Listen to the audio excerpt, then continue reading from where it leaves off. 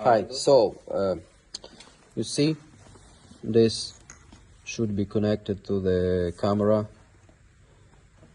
You have red wire from camera responsible for power.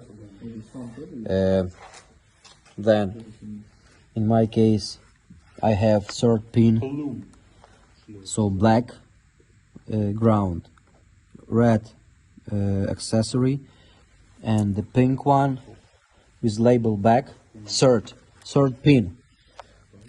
Third pin, you see, it might be brown color, doesn't matter. So this wire responsible for reverse. So you have connect both these wires. And one more thing, you have to find in your car plug, and when you put the reverse, it should be 12 volts.